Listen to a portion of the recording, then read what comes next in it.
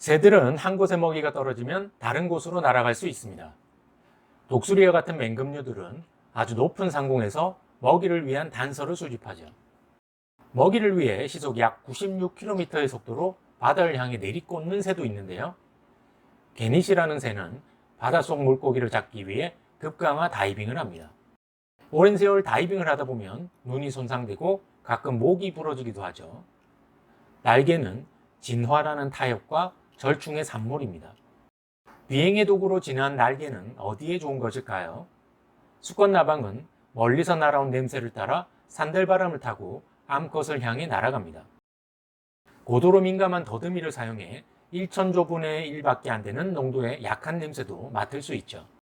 수컷나방에게 있어 비행은 천적에게 노출되는 위험을 높여 생존에는 도움이 안 될 수도 있지만 번식이라는 최종 목적을 위한 중요한 수단이 됩니다.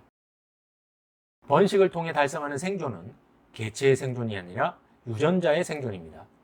날개는 유전자의 장기 생존에 유리합니다. 일개미는 날개가 없습니다. 엄마인 여왕개미와 아빠인 수개미는 날개를 가지고 있는 것을 보면 모든 개미의 유전자에는 날개 요소가 있음에도 불구하고 일개미만 날개가 돋아나지 않는 것이죠. 왜일까요? 일개미는 여왕개미처럼 새둥지를 차리기 위해 멀리 떠날 필요가 없고 하늘로 날아올라 수개미와 교배를 할 일도 없기 때문이죠.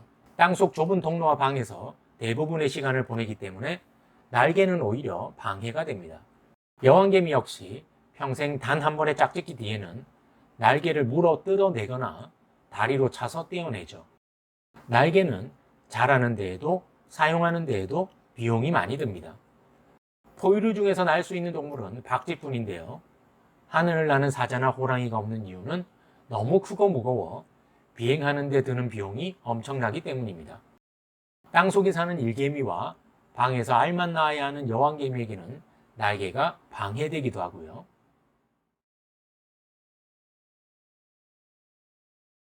케차쿠와 툴루스는 지금까지 하늘을 난 동물 중에서 가장 컸던 익룡입니다. 날개 폭이 11m 정도였고 키가 기린만 했으니까 지구 역사상 그 어떤 새보다도 컸죠. 속이 빈 뼈 덕분에 몸무게가 기린의 4분의 1에 불과해서 활공을 통해 오랜 시간 동안 하늘을 날 수 있었습니다. 목뼈가 비어 있고 보강막대들이 목뼈를 받치고 있지 않았다면 날기는커녕 거대한 머리를 지탱하기도 힘들었을 겁니다. 무언가의 크기가 2배 커지면 부피와 무게는 8배 무거워집니다. 정육면체 블럭을 생각해보면 알 수 있는데요. 반면 몸집이 작을수록 무게에 비해 표면적이 더 커지고 비행에는 유리해집니다. 대부분의 곤충은 날 수 있는데 타조처럼 큰 새들은 날지 못하는 이유이죠. 비행하는 곤충 중 가장 작은 것은 틴케르벨라 나나라는 학명을 가진 요정파리인데요. 이름과는 달리 실제로는 말벌의 종류이고 날개 폭이 0.25mm에 불과합니다. 이런 작은 곤충은 날아다니는 건 문제가 없지만 오히려 착륙이 힘들어집니다.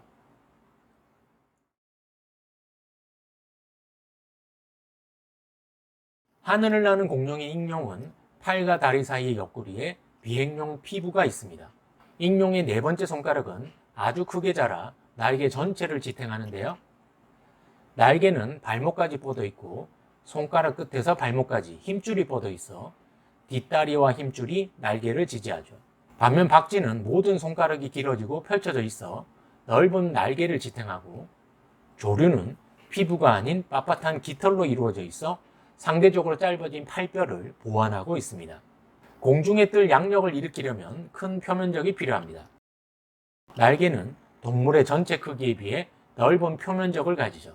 조류의 깃털은 파충류의 비늘이 변형된 것입니다. 깃털로 이루어진 날개는 뼈가 없어도 되기 때문에 훨씬 경제적입니다. 날개를 뒷다리로 지탱할 필요도 없어서 박쥐나 익룡과는 달리 새는 걷거나 달리는데 문제가 없죠.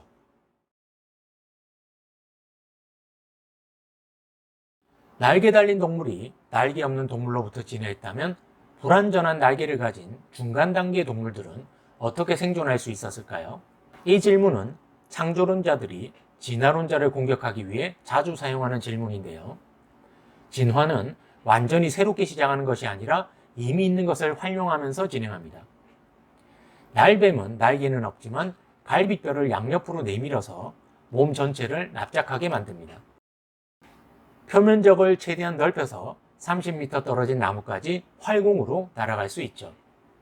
날도마뱀, 날다람쥐 역시 날개는 없지만 낙하산에 가까운 피부를 활용해 경쟁이 치열한 숲속에서 생존하고 있습니다. 이처럼 진화를 통한 개선은 매끄러운 비탈을 오르듯이 아주 천천히 점진적으로 진행됩니다.